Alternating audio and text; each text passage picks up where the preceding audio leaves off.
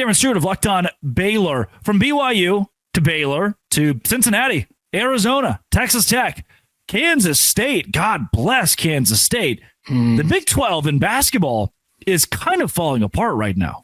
It's not in a good spot, or not in a great spot, I should say. There's been questions asked of whether the Big 12 is still the best basketball conference in America.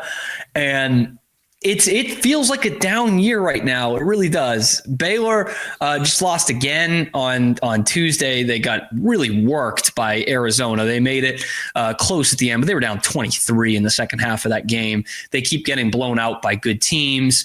And the problem in Arizona will probably get back into the rankings after this, as they deserve to be. But that was a preseason top, 10, 15 team.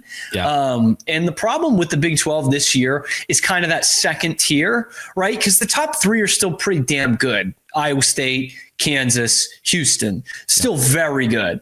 But what's different from years past is that second tier was also very good, and they were getting 4 or 5 seeds in the NCAA tournament. And we're still kind of waiting for who's going to emerge in that second tier. But right now, it's probably Arizona.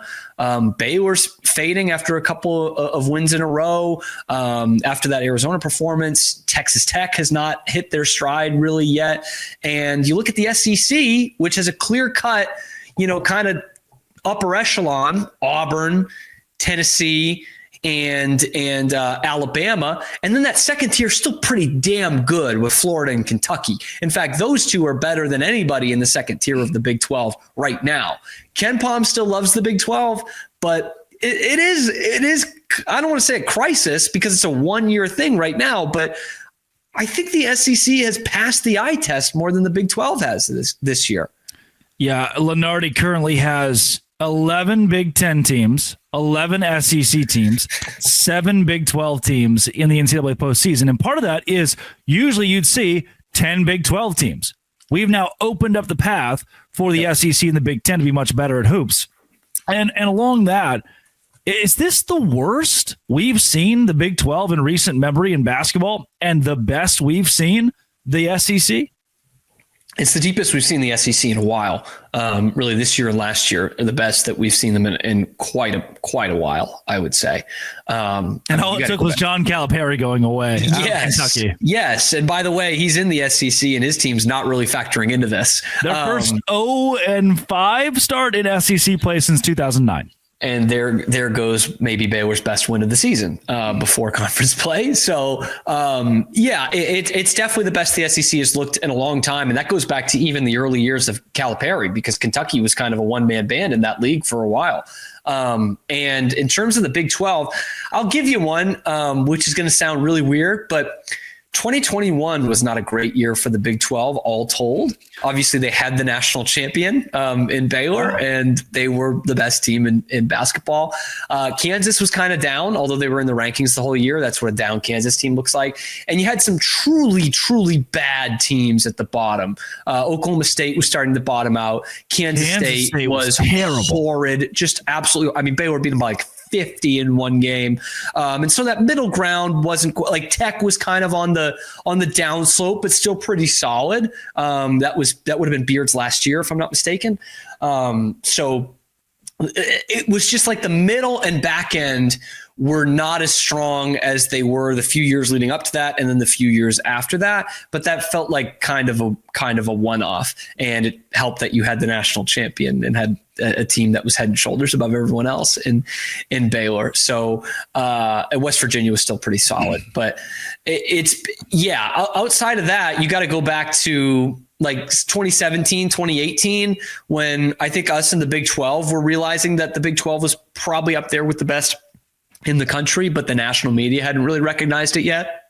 So that's back when you go back to I call it like the Big 12 banter era. You use that term a lot in soccer, but it was just like all they had was really tough teams with great home court advantages and not necessarily really good teams with great home court advantages, which they've had the last 5 or 6 years.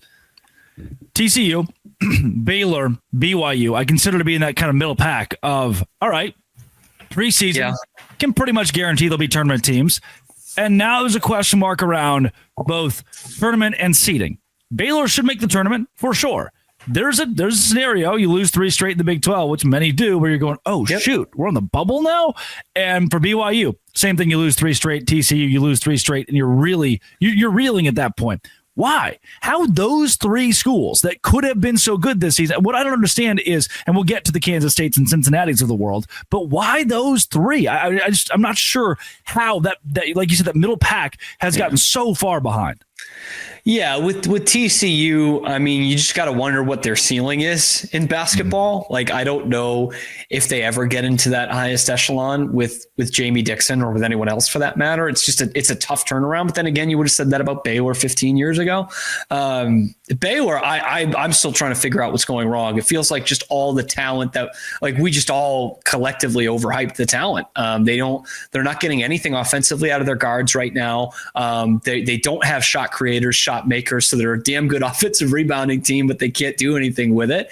And they've been out muscled so much. And BYU, you think, Denham is the savior there, and they're not as good as they were under Pope last year, which was a team that went out in the first round of the tournament. So you're right. It's just a whole bunch of question marks around these that middle of the pack teams, those middle of the pack teams. I think the biggest thing that you can say about all of them, and what you couldn't say about most Big 12 teams for a long time now, is neither of those 3 teams are tough. None of them. Like, they don't have any balls, man. We haven't seen it yet. That's why I think Tech is still going to, kind of be at the top of that second rung, because Grant McCaslin coaches some tough MFers, man. And he's done that at every stop. And Scott Drew usually has tough teams too, but it has not, none of those 3 teams look tough. They don't look Big 12 tough. I'll say that. And that's where you're going to lose games that maybe you shouldn't even be losing. And that's what you got to worry about when you're one of those teams. Like you said, you can mess around and fall into a 3-game losing streak, and they might not be against ranked teams. And you might say, oh, well, 2 of them were on the road. And you can make all the excuses you want. But if you're not tough enough in this league to take on those back end or the bottom half teams night in, night out, then you probably don't deserve to be in the NCAA tournament. And I think 2 of those 3, I think BYU and Baylor will make it, but I'm not saying that. But if you can't do that consistently, then you're not getting very far. Was John Jacobs the coach that would show old clips of Locked On Baylor to Flo Thamba? That's what I wonder, if they lost their Locked On Baylor guy. Did they lose their spark? Because did they know that you've moved? That they can still find you? The old days, it would just be Flo Thamba sitting pregame, eyes closed, listening to Locked On Baylor in his headphones, getting fired up for the game, and then Jacobs is a fan, by the way. Jacobs is basically more or less said, "I know ball." On the air, on the Matt Mosley show on ESPN Central Texas. Yeah, maybe it was Jacobs, maybe it was Tang. Somebody had the show in Flo Thamba's ears just so Flo Thamba could block a shot into the 4th row and then double dribble off his foot the very next possession and not score a single point for 4 straight games. Before we close it out, Cincinnati, Kansas State. Remember when he went a game without a rebound? Yes, or one board. That was wild. Anyway, playing 27 minutes as the starting big man down low. Florentine Thamba. Florentine Thamba. Cincinnati and Kansas State are 2 that stand out as, hey, these guys should be good. And then, oh, no, this guy stinks. I don't know what's happening there, man, but that's bad. Yeah, Cincinnati is the one that's more surprising to me, because I just thought they had the personnel to be better than this. Like, everyone hyped up Jizzle James and Bandego, and obviously Skillings, I think, is their best player. Kansas State, looking back on it, we almost probably should have seen the writing on the wall, but I think we were all hooked in by Coleman Hawkins, which Coleman Hawkins should be a tremendous player. He should be elevating that team to higher than what it is. But that is a mess right now. And I don't think they have the money to buy out Tang. That's what everyone's been telling me in my comment section when I'm like, Tang's going to get fired and come back to Baylor.